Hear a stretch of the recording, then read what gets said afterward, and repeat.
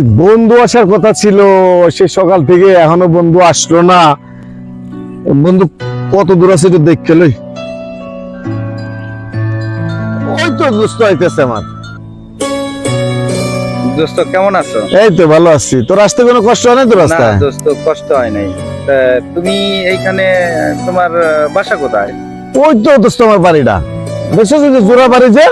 ওই বাড়ি? হ্যাঁ জোড়া বাড়ি তো আমার। পুরি দোস্ত, কিন্তু বিশাল বড় বড় বাড়ি। আরে শুধু ওইটাই না তো দোস্ত, তুমি তো বুঝতে পারো না। এত বড় বাড়ি কেমনি করলি তুই? এই যে যেটা দেখতেছো এটা তো আমার মাছের খামার ছিল। পুরি বাবা রে বাবা। ওই পাশে কুমির চাষ করি, এই পাশে গজার মাছ, এই পাশে ইলিশ মাছের চাষ করি। এই এলাকাটা তো আমার। দোস্ত, তুই আর আমি একসাথে লেখাপড়া করছি, একসাথে সাইকেল চালাইছি, কিন্তু তুই শহরে আইলি, আমি গ্রামে রইলাম।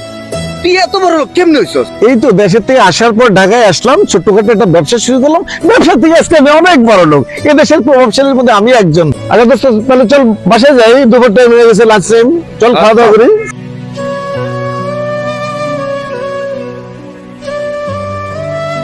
দোস্ত তাহলে গ্রামে তোদের কেমন কাটতেছে? গ্রামে আছি দোস্ত, তুমি টাকা যা যা করছো।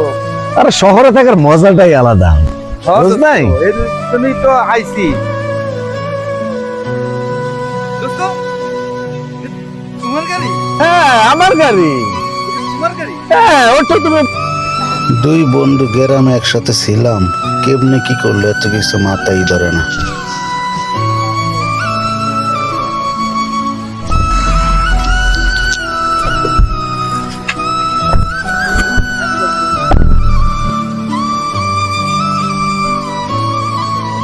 গ্রামের গরিব বন্ধু, ওরে কেমনে বাড়িতে নেই।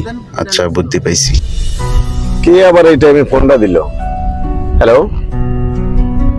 ও আচ্ছা আচ্ছা আচ্ছা, আমি এক্ষুনি আসতেছি, এক্ষুনি আসতেছি।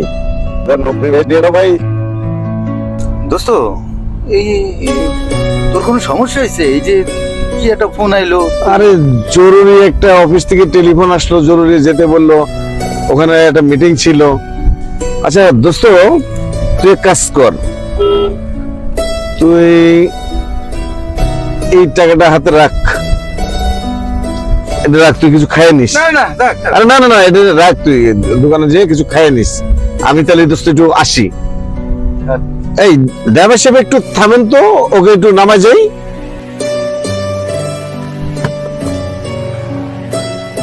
নামো নামো, সাবধানে এই পেছতে নামো।